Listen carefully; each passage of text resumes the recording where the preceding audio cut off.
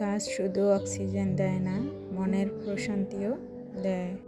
গাছের যত্ন নেওয়া আমার কাছে এক ধরনের থেরাপি। মাটির গন্ধ আর সবুজের ছোঁয়া মনকে শান্ত করে।